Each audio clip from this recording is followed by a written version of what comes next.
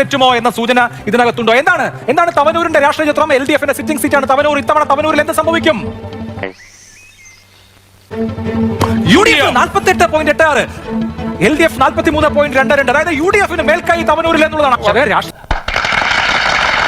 ലൈവായിരുന്നു, മണ്ഡലത്തിൽ ലൈവിലായിരുന്നു. ഞാൻ പറഞ്ഞു MLA എന്ന് പറഞ്ഞാൽ വാർഡ് മെമ്പറെ പോലെ പെരുമാറുന്ന ആളുകളാണ് ഇപ്പോൾ ആവശ്യം. അതല്ല ഉദ്ദേശം. തിരുവനന്തപുരം സെൻട്രലാണ് ആന്റണി രാജുവിന്റെ മണ്ഡലമാണ്. ആന്റണി രാജു കഴിഞ്ഞ തവണ സർപ്രൈസിംഗ്ലി ജയിച്ചു. അദ്ദേഹം ഇപ്പോൾ ഒരു കേസിൽ അയോഗ്യനായി. എത്ര മാർക്ക് ആന്റണി രാജുവിന് ജനങ്ങൾ കൊടുക്കുന്നു? 56.38. ആരാണ് മുമ്പിൽ തിരുവനന്തപുരത്ത്? അവിടെ UDF 41.09, LDF 33.66 ഉള്ളൂ. ഇനിയിപ്പോ എന്നാടാ ചെയ്യാ? ആലോചിച്ചിരിക്കാൻ സമയമില്ല. എന്നതെങ്കിലും ചെയ്യാനുണ്ടെങ്കിൽ ഇപ്പൊ തന്നെ ചെയ്യണം. NDA 25. പോൾ ട്രെൻസിലേക്ക് മടങ്ങി വരുമ്പോൾ നമുക്ക് പൂരങ്ങളുടെ പൂരമായ തൃശൂർ പൂരം നടക്കുന്ന തൃശ്ശിവപ്പേരൂരിൽ ആരാണ് തലയുയർത്തി നിൽക്കുന്ന കൊമ്പൻ എന്നറിയാൻ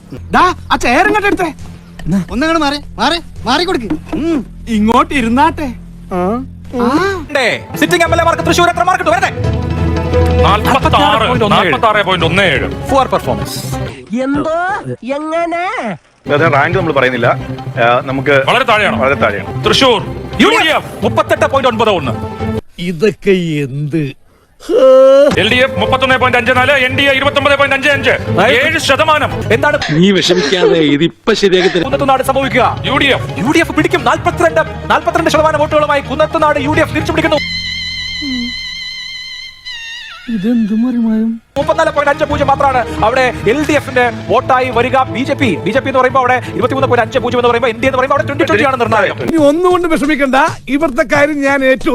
അരുവിക്കര UDF-ന് lead 45.83. Surprising. LDF 41.84, NDA 12.33.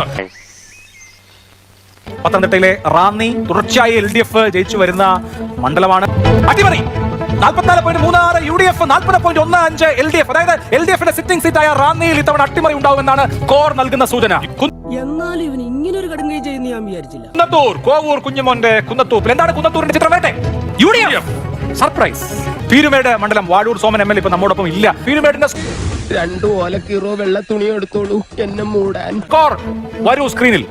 UDF 48.47. Adoor, Pathanamthitta ജില്ലയിലെ അടൂർ മണ്ഡലത്തിൽ എന്ത് സംഭവിക്കും? UDF 46.14, 39.51, LDF 14.35, NDA. അതായത്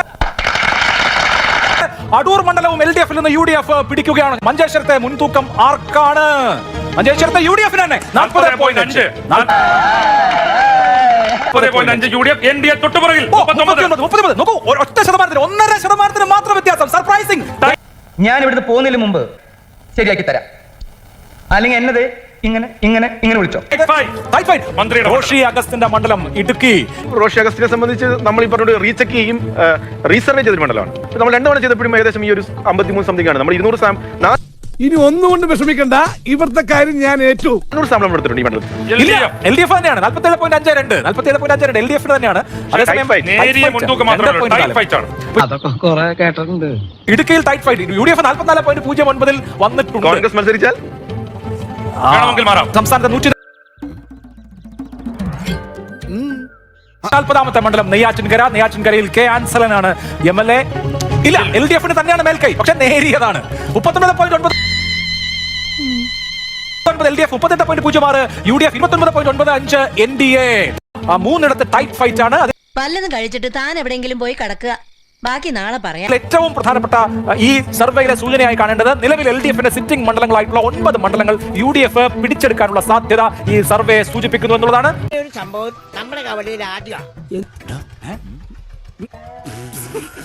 മാതൃഭൂമിയുടെ സർവേയാണ് നിങ്ങളിപ്പോൾ കണ്ടത്. നിങ്ങളുടെ അഭിപ്രായങ്ങൾ അറിയിക്കുക. UDF-ന് എത്ര സീറ്റ് കിട്ടും? അട്ടിമറി നടക്കുമോ? LDF തിരിച്ചു വരുമോ? അതുപോലെ NDAക്ക് എന്തെങ്കിലും സീറ്റ് നേടാൻ കഴിയുമോ? നിങ്ങളുടെ അഭിപ്രായങ്ങൾ തീർച്ചയായും കമൻറ്റായി ചെയ്യുക.